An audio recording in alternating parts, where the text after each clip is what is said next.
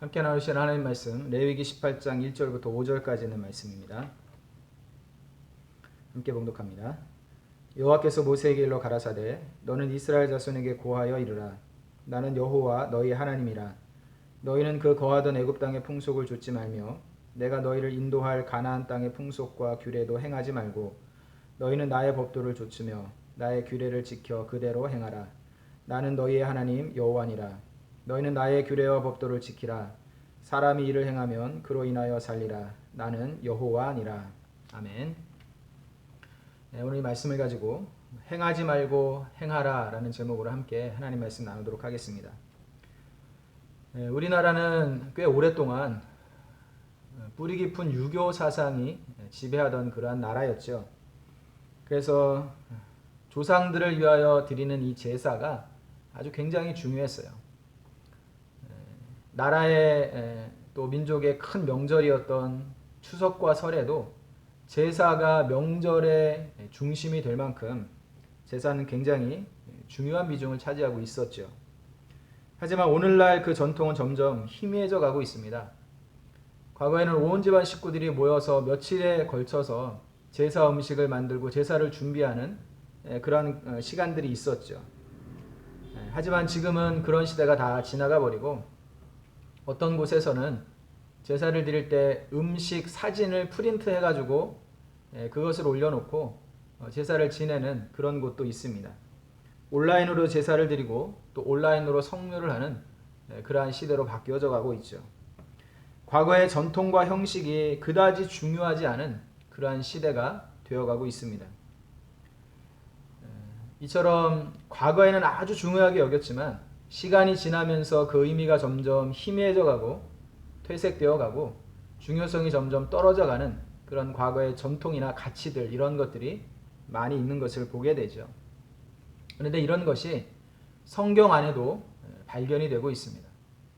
여러분 성경의 66권 가운데 오늘 우리가 읽었던 이 본문의 레위기라고 하는 성경은 제사에 관한 문제를 집중적으로 다루고 있는 그러한 성경이죠. 근데 이 레위기라고 하는 성경이 사실은 성도들에게는 굉장히 큰 걸림돌이 되고 있어요. 성경을 처음부터 끝까지 한번 완독을 해야 되겠다라고 마음을 먹은 그런 성도들이 성경을 읽어가면서 가장 먼저 부딪히는 장벽과 같은 역할을 하는 것이 바로 이 레위기라고 하는 성경입니다. 성경을 완독하는 데 가장 걸림이 되는 방해꾼 같은 역할을 하고 있다라고 이야기할 수 있어요. 여타의 다른 성경에는 인물이나 사건을 중심으로 한 스토리가 많이 기록이 되어 있어서 읽으면서 나름 재미가 있습니다. 그런데 레위기에 딱 이르러서는 그런 스토리나 인물이나 사건과 같은 그러한 내용들이 거의 등장을 하지 않고 굉장히 딱딱하게 절차와 방법에 대한 건조한 서술이 대부분 기록이 되어 있기 때문에 레위기를 읽으면서는 흥미를 급격하게 잃어가기 시작을 하죠. 또 재미가 없습니다. 그래서 이 레위기를 대하면서 오늘날 성도들이 레위기는 재미없는 성경, 딱딱한 성경 혹은 이해하기 어려운 성경 이렇게 생각을 갖게 되어 있어요. 그리고 레위기에 등장하고 있는 이 모든 내용들이 사실은 과거의 이스라엘 백성들에게는 굉장히 중요하게 여겨졌던 내용일지는 모르겠지만 오늘날 이 시대를 살아가는 성도들에게는 그다지 그렇게 중요성이 느껴지지 않는 그러한 내용들이기 때문에 그렇습니다. 사실 레위기에서 자세하게 설명하고 있는 각각의 제사법의 절차와 방법과 같은 것들은 우리가 꼭 알아야만 되는 그러한 내용은 아니라는 거죠. 그것을 몰라도 우리가 오늘날 신앙생활을 하는 데는 전혀 문제가 없어 보이는 그러한 내용들이라는 거예요. 그러다 보니까 대부분의 성도들이 레위기의 내용은 대충 그냥 지나쳐 가기가 쉽다는 것입니다. 레위기는 말 그대로 제사에 관한 그러한 책이다라고 이야기할 수 있어요. 그러나 단순히 제사를 드리기 위해 어떤 순서와 방법을 따라야 되는지 이것을 알려주는 제사장이 봐야 되는 참고서와 같은 그런 역할을 하는 단순한 그런 성경은 아니라는 것이죠. 레위기는 하나님께서 이스라엘 백성들에게 레위기를 기록하게 하시면서 이것을 이스라엘 백성들에게 들려주시면서 레위기는 단순히 제사장을 위한 참고서 혹은 제사를 드리기 위해 절차와 방법을 배우기 위한 교과서와 같은 역할을 하는 책이 아니라 이 레위기는 하나님의 백성들이 언약 안에 살고 있는 하나님의 백성들이 하나님 앞에 나아가는 방법인 거룩과 성결과 구속을 가르쳐주는 그러한 책이다라고 이야기할 수 있어요. 그런 점에서 레위기는 아주 중요한 그러한 말씀이다라고 말할 수 있습니다. 레위기라고 하는 명칭도 이 명칭이 어떻게 시작이 되었느냐? 구약 성경의 대부분의 그 책 이름이 성경이 처음 시작하는 그 첫 단어, 히브리어 첫 단어를 따서 성경이 그 책점이 되고 있는 경우가 굉장히 많아요. 레위기도 히브리어 와이크라라고 하는 말에서 비롯되어 있는데 이 와이크라라고 하는 말은 그가 부르셨다. 그리고 그가 부르셨다라는 그런 뜻이에요. 하나님께서 부르셨다라는 이 뜻을 가지고 있는 성경이 바로 레위기라고 하는 그 성경책 제목에 들어있는 뜻이라는 거죠. 레위기 1장과 2절의 말씀에 이렇게 이야기를 하고 있어요. 여호와께서 회막에서 모세를 부르시고 그에게 일러 가라사대 이스라엘 자손에게 고하여 이르라 너희 중에 누구든지 여호와께 예물을 드리려거든 생축 중에서 소나 양으로 예물을 드릴지니라. 레위기의 첫 시작이 여호와께서 회막에서 모세를 부르셨다라는 말로 시작이 된다는 거예요. 여호와께서 부르셨다. 그리고 그가 부르셨다. 이 말이 레위기라는 것이죠. 여호와께서 모세를 부르셨다라는 말이 레위기라고 하는 책 제목에 담겨 있는 거예요. 하나님께서 모세를 부르십니다. 그리고 그에게 말씀을 하십니다. 여호와께 예물을 드리려거든 이 말씀은 하나님께 나와 예물을 드리려거든 이런 말이죠. 여호와께 예물을 드리려거든 이 말은 하나님께 나와 성막에 나와 성전에 나와 하나님께 예물을 드리려거든 이런 뜻이 담겨 있는 거예요. 즉 하나님께 나아오는 방법을 설명하는 것이 레위기다 이렇게 이야기를 할 수 있다는 것이죠. 오늘 본문 2절의 말씀을 한번 읽어보겠습니다. 2절 너는 이스라엘 자손에게 고하여 이르라 나는 여호와 너희 하나님이라. 너는 이스라엘 자손에게 고하여 이르라 나는 여호와 너의 하나님이라 이렇게 말씀을 합니다. 이렇게 하나님의 말씀을 구별하고 이렇게 순종하고 살아라 라고 하는 아주 구체적인 명령을 하시기 전에 하나님은 모세를 부르셔서 이스라엘 백성들에게 가장 먼저 전해야 되는 말씀이 무엇이냐? 하나님이 여호와 하나님이다 라는 말을 전하라는 거예요. 하나님이 누구신가 라고 하는 것을 분명하게 먼저 알리라는 것이 모세를 향하여 하나님께서 하신 첫 번째 명령이라는 겁니다. 하나님이 누구신가? 이것을 드러내는 것. 이것은 전혀 새로운 것이 아니에요. 하나님은 종종 그의 백성들에게 나타나실 때에 먼저 하나님이 어떤 분이신가 라고 하는 것을 먼저 이야기를 하는 경우가 많이 있습니다. 창세기 17장 1절의 말씀에 아브라함의 99세 때에 여호와께서 아브라함에게 나타나서 그에게 이르시되 나는 전능한 하나님이라 너는 내 앞에서 행하여 완전하라 라고 말씀을 합니다. 출애굽기 3장 6절의 말씀에 보면 또 이르시되 나는 내 조상의 하나님이니 아브라함의 하나님 이삭의 하나님 야곱의 하나님이라. 또 출애굽기 6장 2절의 말씀에 보니까 하나님이 모세에게 말씀하여 가라사대 나는 여호와로라. 하나님이 누구신가 라고 하는 것을 아브라함에게 모세에게 나타나셔서 또 이스라엘 백성들에게 가서 전하라 라고 하는 말씀에도 하나님이 누구냐 라고 하는 것을 먼저 드러내라 알려주어라 라고 말씀을 하시고 모세와 아브라함 앞에서도 나는 여호와다 라고 하는 것을 먼저 이야기를 하셨다는 거죠. 오늘 본문에서도 반복적으로 등장하는 표현이 바로 이것입니다. 2절의 후반부, 4절, 5절의 후반부에 보면 나는 여호와 너의 하나님이라. 나는 너희의 하나님 여호와니라. 나는 여호와니라. 나는 여호와다 라고 하는 이 말을 계속 반복적으로 이야기를 해주고 있어요. 왜 이처럼 자꾸만 내가 누구인지를 하나님이 계속 반복적으로 말씀을 하고 있는 것인가? 이것이 정말 중요한 문제이기 때문에 그렇습니다. 이스라엘 백성들이 하나님이 어떤 분이신가를 아는 것이 너무너무 중요한 문제이기 때문에 하나님은 모세에게 이스라엘 백성들에게 나는 여호와라. 나는 너희 하나님 여호와라. 나는 여호와라 라는 이 말씀을 계속해서 반복적으로 말씀을 하고 있는 겁니다. 여러분 성경에는 하나님을 뜻하는 이름이 여러 가지가 등장을 하고 있어요. 성경에서 하나님을 나타내는 이름은 여러 가지가 있는데 엘로힘이라는 이름이 있어요. 엘로힘이라는 말은 하나님을 뜻하는 하나님의 이름을 나타내는 말인데 강한, 앞선, 최고의 이런 뜻을 가지고 있어요. 그러니까 하나님은 강하신 하나님, 앞선 하나님, 최고의 하나님. 고대 근동 지역의 모든 여러 민족들이 섬기고 있는 다양한 우상들이 있었지만, 다양한 신들이 있었지만 이스라엘 백성들에게 하나님은 강하신 하나님, 앞선, 제일 앞선 하나님, 최고의 하나님, 모든 신들 중에 신인 그런 분이 바로 이스라엘 백성들이 섬기고 믿는 하나님이다라고 엘로힘이라는 단어를 통하여서 표현을 하고 있어요. 또한 하나님을 엘샤다이 이렇게 표현을 합니다. 엘샤다이라는 말은 전능하신 하나님 이렇게 표현을 할 수 있습니다. 가나안 7족속들이 섬기고 있던 여러 우상들이 있었죠. 애굽 땅에서 섬기고 있던 여러 우상들이 있었죠. 그러나 우상들 가운데 전능하신 하나님, 온전한 권능과 능력을 가지신 하나님은 이스라엘 백성들이 섬기는 그 하나님이다라는 뜻에서 전능하신 하나님이라는 뜻으로 엘샤다이라는 이름으로 하나님을 불렀어요. 또한 아도나이라는 말이 있죠. 아도나이, 나의 주라는 뜻인데 이 말은 후세에 이스라엘 백성들이 여호와 하나님의 그 이름 자체가 너무너무 거룩해서 함부로 부를 수가 없었기 때문에 그 이름을 대신하는 표현으로 아도나이, 나의 주 이런 뜻으로 하나님의 이름을 대신해서 불렀습니다.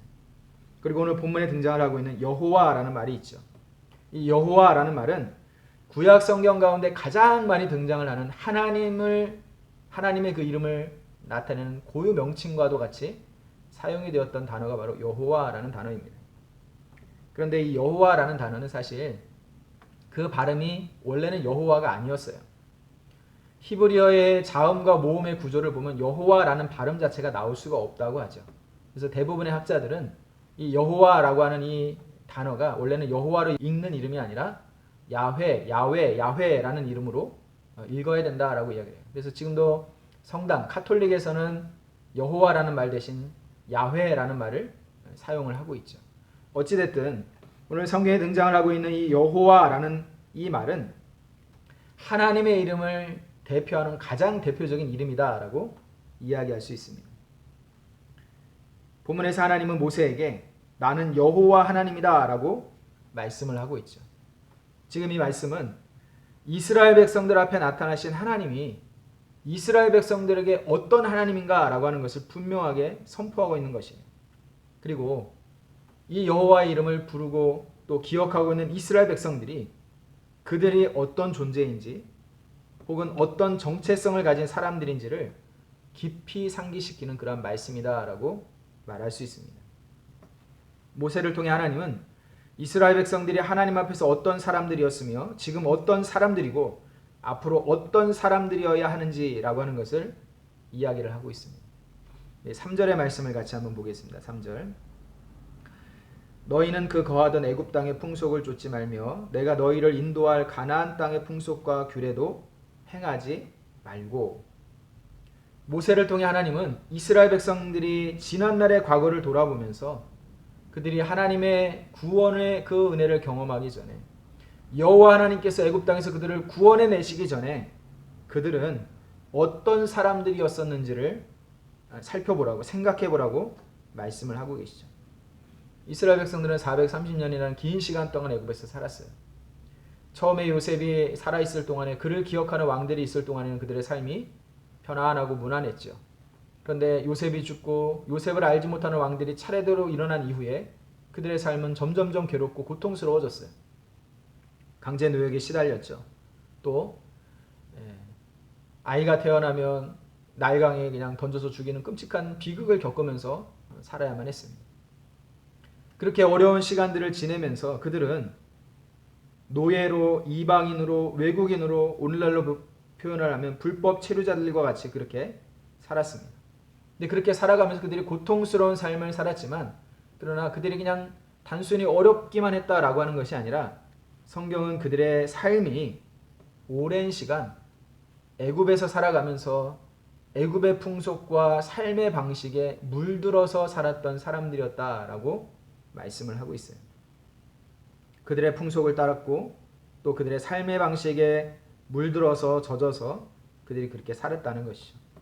몇 대를 거쳐오면서 비록 혈통과 외모는 애굽 사람들과 달랐을지라도 그들이 살아가는 삶의 방식들은 애굽 사람들과 별로 다르지 않은 모습으로 그렇게 살아가게 되었다라고 이야기를 하고 있다는 것이죠.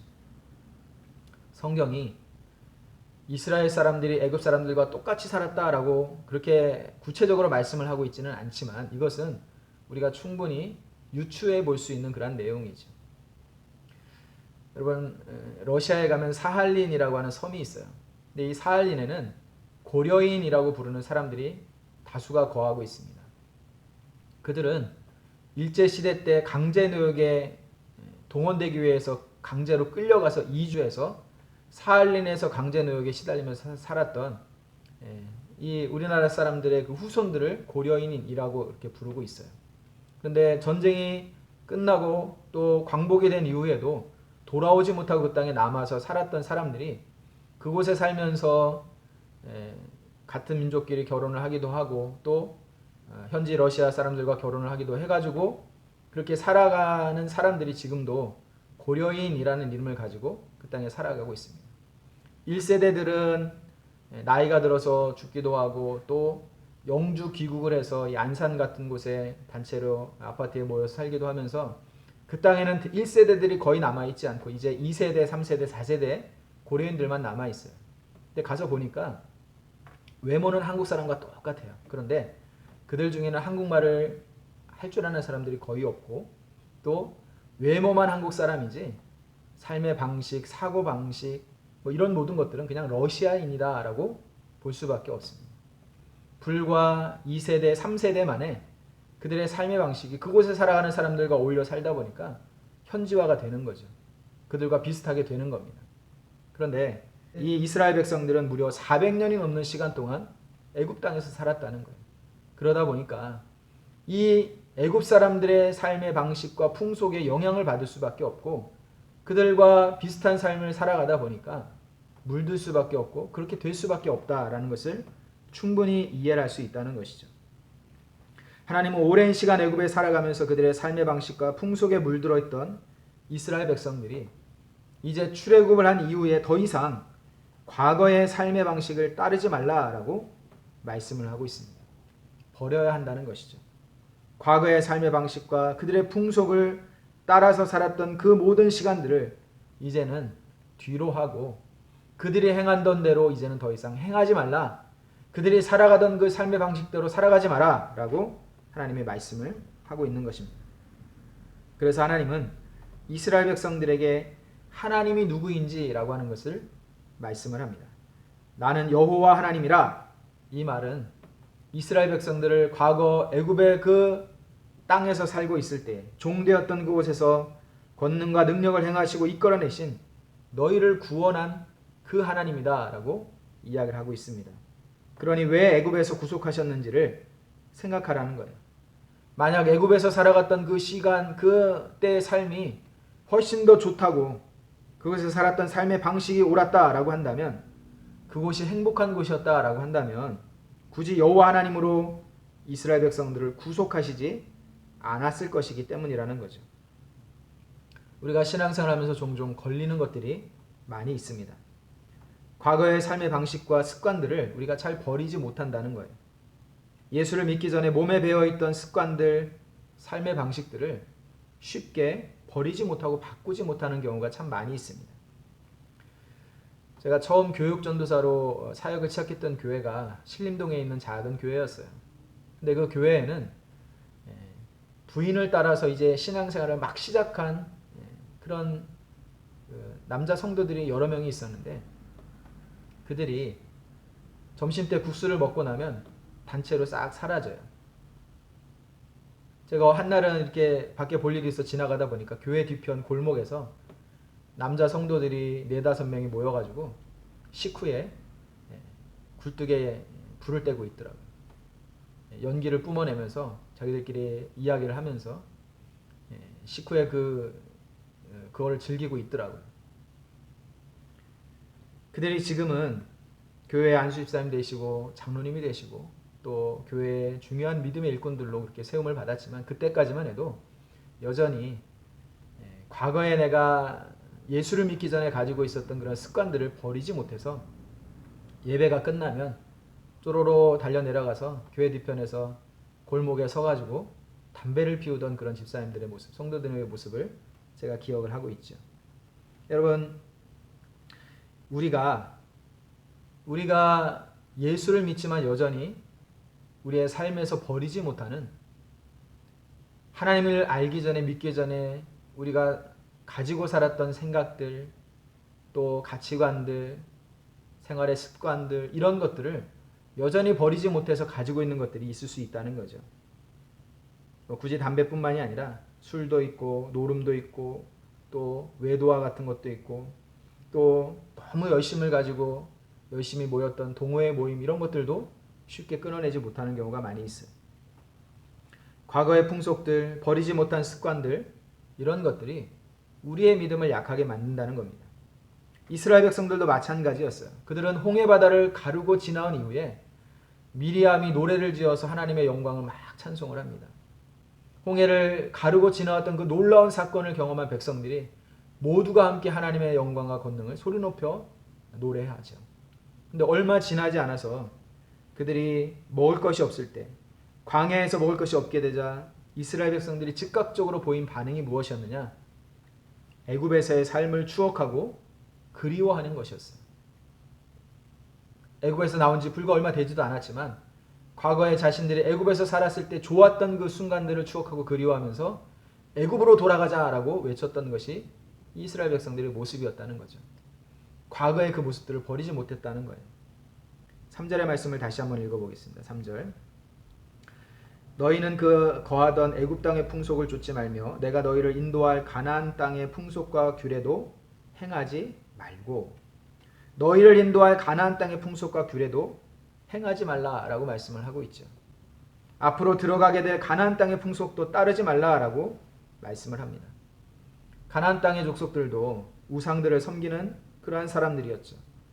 그리고 이제 곧 이스라엘 백성들이 그 땅에 들어가게 살게 될 것입니다. 그런데 그곳에서도 애굽 땅에서처럼 보기에 좋아 보이고 그럴듯한 것들이 많이 있을 수 있고 마음이 혹해서 따라하고 싶고 배우고 싶은 그런 것들이 있다는 것입니다. 그것을 조심하고 경계하라는 거예요. 따르지 말라는 거예요. 행하지 말라는 겁니다. 실제로 이스라엘 백성들은 훗날 가나안 땅 그 족속들이 섬기고 있던 여러 우상들을 따라 같이 섬기기 시작을 했죠. 그들 중에 어떤 족속은 어린 자녀를 산채로 불에 태워 제물로 드리는 밀곰이라는 신을 섬기는 그런 족속들이 있었는데 이스라엘 백성들도 그 신을 섬겼어요. 가증한, 여호와 보시기에 가증한 그 풍속을 따르는 사람들이 되었다라고 말씀을 하죠.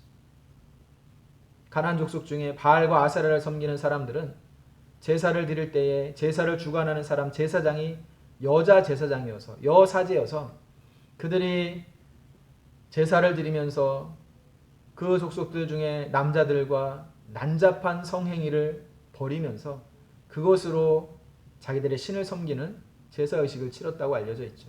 이스라엘 백성들이 그것을 보고 너무나 좋아 보이고 흥분되는 그 광경을 보면서 이스라엘 백성들 가운데도 그것을 따르는 섬기는 사람들이 있었다는 거예요. 이것이 하나님께서 믿음의 백성들, 하나님의 백성들을 향하여서 그들이 살아가면서 조심하고 경계해야 하는 것이다 라고 말씀을 하고 있죠. 보기에는 좋아 보이고 마치 하와가 선악과를 보았을 때 보암직도 하고 먹음직도 하고 지혜롭게 할 만큼 탐스럽게도 보인 그것 때문에 그것을 먹었던 것처럼 우리가 살아가면서 만나게 되는 그러한 상황들 가운데 보암직도 하고 먹음직도 한 그러한 풍속들이 있어서 그것의 마음을 빼앗겨 버리기가 쉽다는 거예요. 과거의 잘못된 풍속을 끊어야 됩니다. 그리고 앞으로 살아가면서 언제라도 경험하게 될 수 있는 좋아 보이는 것, 그럴듯한 것들의 마음을 빼앗기지 말라는 겁니다. 그리고 오늘을 어떻게 살아야 하는지를 생각해야 된다라고 말씀을 하고 있어요. 4절의 말씀도 같이 읽겠습니다.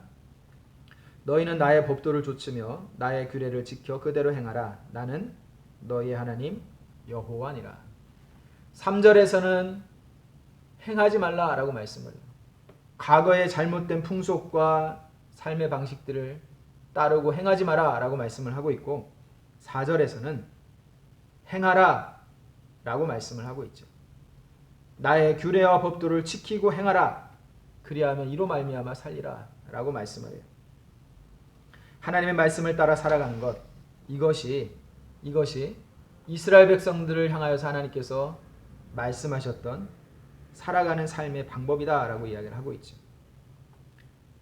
과거의 잘못된 것을 끊고 앞으로의 일들에 경계하고 조심하되 오늘 하나님의 말씀을 따라 살고 하나님의 말씀을 따라 행하는 것, 그 규례와 법도를 행하는 것, 이것이 우리가 해야 될 일들이다 라고 말씀을 하고 있습니다. 얼마 전에 우연치 않게 본 영상 중에 박현성이라고 하는 한 복싱 감독에 관한 그 영상을 본 적이 있어요. 이 사람이 어떤 사람이었느냐면 청소년 국가대표를 꿈꿀 정도로 뛰어난 재능을 가지고 있던 사람이었다고 해요.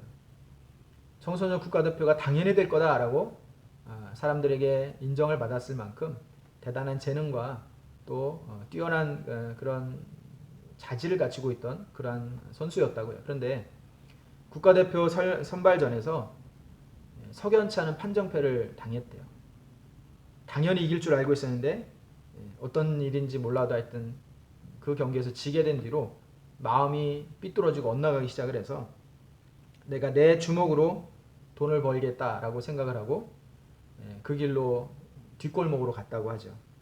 어두운 세계로 빠져서 주먹을 휘두르며 사는 조폭 행동대장으로 살다가 크고 작은 사건들을 싸움들을 통해 가지고 죽을 고비를 수차례 넘기면서 몸이 만신창이가 되었습니다. 삶의 희망을 소망을 다 잃어버리고 자살을 5번 이상이나 시도할 정도로 그러다가 한 번은 큰 화상을 입어서 온몸이 완전히 망가져 버렸대요. 뼈가 막 휘고 살이 다 녹아내리고 다리에 다 이렇게 근육이 힘줄이 다 녹아내리고 막 이래가지고 제대로 잘 걷지도 못하고 늘 힘들고 어려운 삶을 살 수밖에 없는 그런 사람이 되었는데 가족의 힘으로 가족들의 그 사랑의 힘으로 다시 복싱에 발을 들여놓게 되고 선수들을 가르치는 감독의 일을 지금 하고 있는데 그 박현성 감독이 늘 입버릇처럼 하는 말이 있다고 해요. 무슨 말을 하고 있느냐? 사람들한테 그렇게 이야기를 한답니다. 여러분, 금 중에서 가장 비싸고 값진 금이 무엇인지 아십니까? 사람들이 대답을 하죠. 황금, 순금, 백금, 24K 이렇게 이야기를 한다고 해요. 그러면 그 박현성 감독이 이렇게 대답을 한다고 합니다. 여러분, 금 중에 제일 귀하고 값진 금은 지금입니다. 당신이 살아가는 지금이 가장 귀하고 지금 당신이 하는 일이 가장 귀하고 당신이 생각하고 있는 지금 생각하고 있는 것이 가장 귀하고 지금 당신 곁에 있는 사람이 가장 귀합니다. 지금이야말로 가장 귀한 금입니다. 라는 이야기를 입버릇처럼 그렇게 한다고 해요. 하나님은 이스라엘 백성들에게 과거의 풍속을 버리고 앞으로 만나게 될 풍속과 규례도 쫓지 말라라고 말씀을 하시면서 동시에 지금 여호와의 규례와 법도를 행하라라고 말씀을 해요. 행하지 말라. 그러나 지금 행하라. 이것이 이스라엘 백성들에게 들려주신 말씀이죠. 지금 저와 여러분들이 드리고 있는 이 예배가 가장 귀한 예배입니다. 지금 여러분들이 만나 주 안에서 교제를 나누고 있는 성도들이 가장 귀한 사람들이에요. 그리고 지금 듣는 말씀이 가장 소중하고 그 들은 말씀을 지금 순종하는 것이 가장 귀한 것입니다. 여호와의 율례와 법도를 행하는 성도들이 되시기를 바랍니다. 과거의 잘못된 생각과 말과 행동을 버리고 앞으로 만나게 될 여러 가지 미혹과 유혹을 경계하며 지금 들려주시는 하나님의 말씀을 귀 기울이고 순종하여 그 말씀을 지키고 행하며 살아가는 엘림교회 모든 성도들이 되시기를 주님의 이름으로 축복합니다. 이것이 여호와 하나님 앞에서 살아가는 거룩한 하나님의 백성들의 모습이다. 성경이 이렇게 말씀을 하고 있어요. 행하지 말아야 될 것들, 우리의 삶에서 끊어내고 버려야 될 것들이 무엇인지를 곰곰이 생각하고 우리가 행해야 될 것들이 무엇인가를 다시 생각하고 행하지 말고 행해야 할 것을 분별하며 살아가는 우리 엘림교회 모든 성도들이 될 수 있기를 주님의 이름으로 축복합니다. 기도하겠습니다. 사랑이 많으신 하나님 은혜를 감사합니다. 이스라엘 백성들 앞에 나는 여호와라 말씀하시며 이스라엘 백성들에게 행하지 말아야 될 것들과 행해야 될 것들이 무엇인지를 분명하게 선포하시고 그 말씀을 들려주심으로 우리의 삶에 버려야 될 것들을 버리게 하시고 행해야 될 것들이 무엇인지를 생각하게 하시니 감사합니다. 하나님, 우리의 과거의 삶의 잘못된 모습들과 가치관과 방법들을 버리게 하시고 행하지 말아야 될 것들을 끊어내게 하시고 여호와 율례와 법도를 지키며 행하며 살아가는 엘림의 모든 성도를 될 수 있도록 은혜 허락하여 주시옵소서. 감사를 드리며 예수님의 이름으로 기도드렸습니다. 아멘.